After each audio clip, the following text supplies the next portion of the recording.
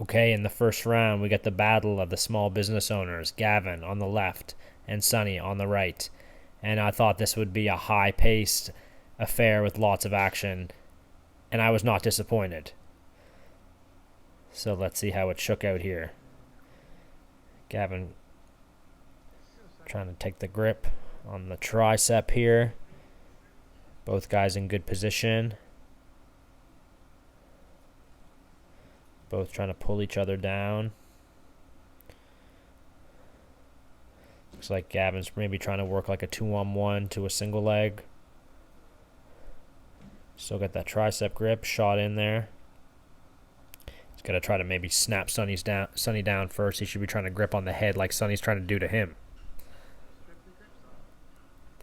Just working pretty good there. Just trying to pull him off balance.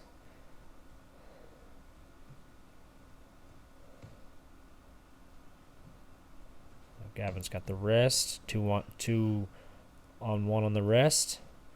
Making Sonny fight to take the grip. Now he switched off to the single. That was nice, but Sonny underhooked. He's trying to sprawl back on the single leg now. But Gavin picks it up. And now he whips down, comes out the back door. Gets to the hips, but Sonny takes the Kimura. And now he's trying to hit the Homer Simpson run, but Gavin grabbed the leg. That's a good defense, but Sonny's able to still pop out. And now he has the Kimura, but Gavin rolls to defend. And then Sonny switches to the back. And now he's on the arm lock. Now he's got the arm lock pretty much locked up. And now he switches to the overwrap grip. But you should be trying to push two hands on the wrist.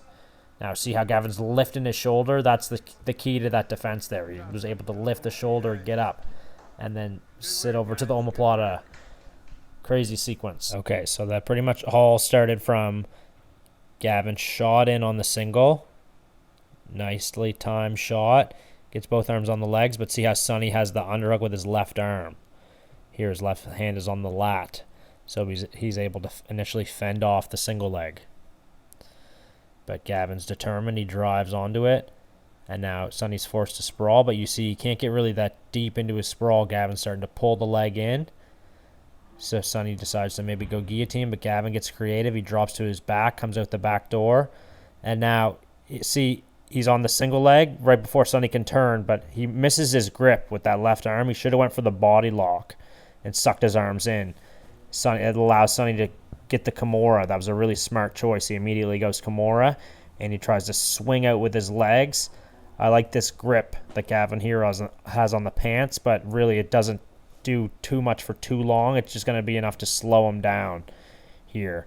And now Sonny's still able to turn his knees to the other side here, and now he's able to apply pressure with the Kimura and throw Gavin to his back. And he's not able to finish the submission because Gavin was able to lift his head here to take the pressure off the shoulder, but he throws on the arm lock. This is where things get real interesting. So Gavin initially has his hands locked. Sonny breaks the grip, and now Sonny's going to start to fall back and start to extend the arm. Looks like he's got two hands on the wrist. He should be trying to push the elbow over his hip bone, but see how Gavin's pushing the foot off of his head? That's going to let his head rise off the floor. If your head rises off the floor, that's going to take pressure off the elbow.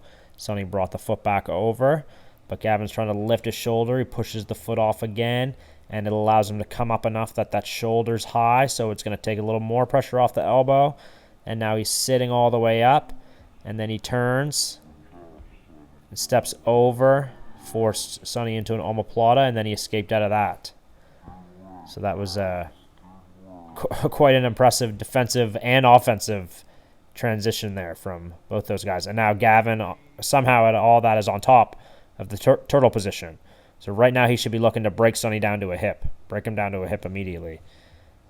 But he decides to trade off to a front headlock. Okay, this is interesting. Maybe he's thinking about a guillotine.